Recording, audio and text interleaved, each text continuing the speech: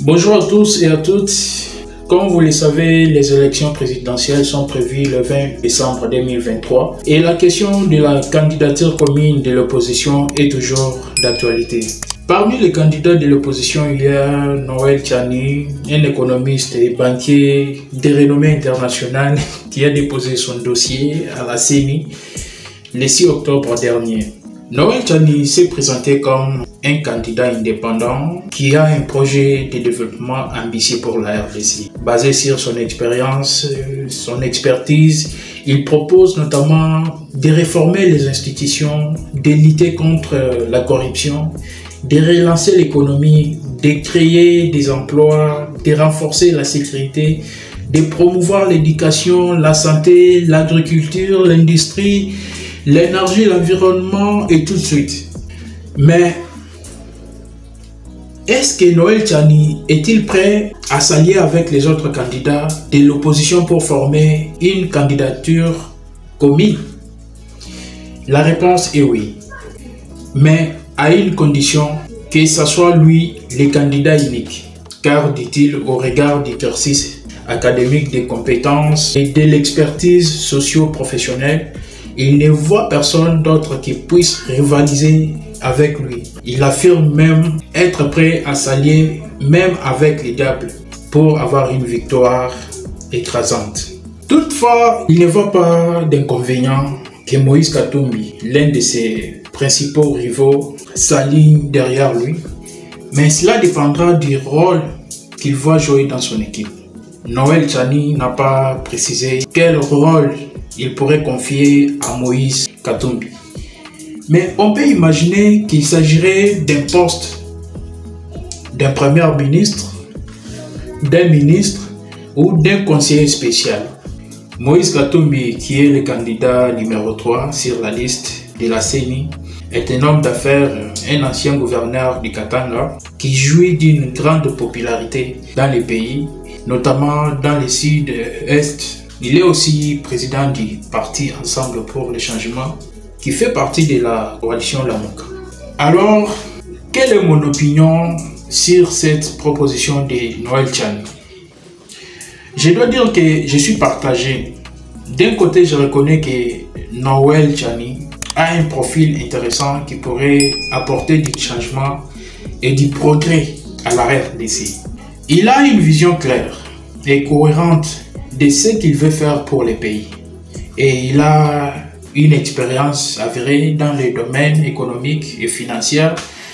Il a aussi le mérite d'être indépendant des partis politiques traditionnels qui sont souvent accusés de clientélisme, de corruption ou de division. Il se présente comme un candidat du peuple qui veut servir les intérêts de la nation et non pas ceux d'une élite ou d'une ethnie. Mais d'un autre côté, je trouve que Noël Tchani manque d'humilité.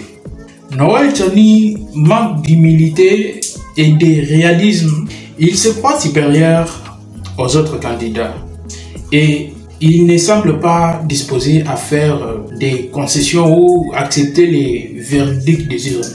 Il se montre arrogant et autoritaire et il n'hésite pas à recourir à des propos de provocation injurieux.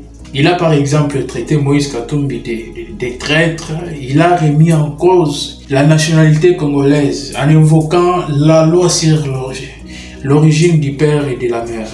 Il a aussi accusé Martin Fayulu d'être un imposteur et un manipulateur.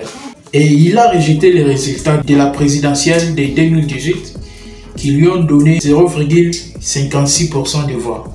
Je pense que Noël Tchani devrait être plus modeste et plus respectueux envers ses adversaires et qu'il devrait reconnaître leurs qualités et leurs mérites.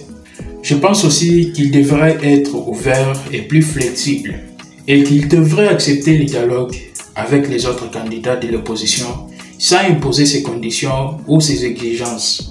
Je pense enfin qu'il devrait être plus réalisable et plus programmatique et qu'il devrait tenir compte du contexte politique et social du pays qui est marqué par la crise, la violence, la pauvreté, la fraude l'ingérence est tout de suite. Voilà, c'était mon point de vue sur la candidature commune de l'opposition et la position de Noël Tchani. Et vous, qu'en pensez-vous? N'hésitez pas à me le dire dans les commentaires, à liker, à partager et à vous abonner à ma chaîne. Je vous dis à bientôt pour une prochaine vidéo. Ciao.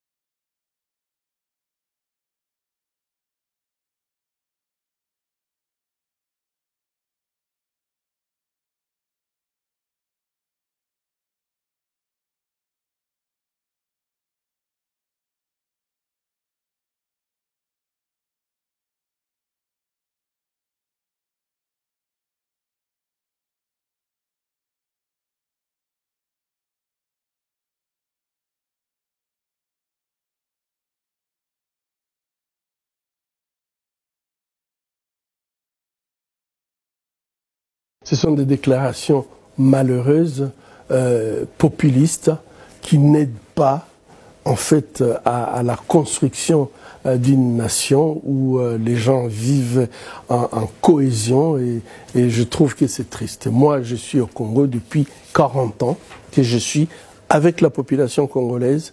J'ai construit des écoles en fabriquant des briques avec cette population. J'ai été chercher de l'eau à la rivière pour faire des pavements, des centres de santé avec cette population. On a été avec cette population dans toutes les difficultés. On a cultivé avec eux. Je les ai appris comment elles peuvent élever des poules, des chèvres pour subvenir à leurs besoins en santé. J'ai fait ça pendant 40 ans avec la population congolaise en République démocratique du Congo. J'ai toujours travaillé avec mes mains, avec ma tête en République démocratique du Congo. Et c'est malheureux des gens qui vivent en Europe, qui vivent avec les subventions de l'assistance sociale de l'Europe, qui n'ont pas d'adresse au Congo. Ils ont peut-être l'adresse de leur père, mais on ne connaît pas leur adresse physique au Congo. Puisse me traiter, moi qui vis au Congo, d'être le candidat des Blancs. Je crois que le contraire serait vrai. Toute ma famille vit avec moi au Congo. Mes enfants ont étudié dans les écoles congolaises, les universités congolaises. Eh ben, je crois qu'il faudrait qu'ils revoient un peu leur discours par rapport à moi. Je suis le plus congolais de tous.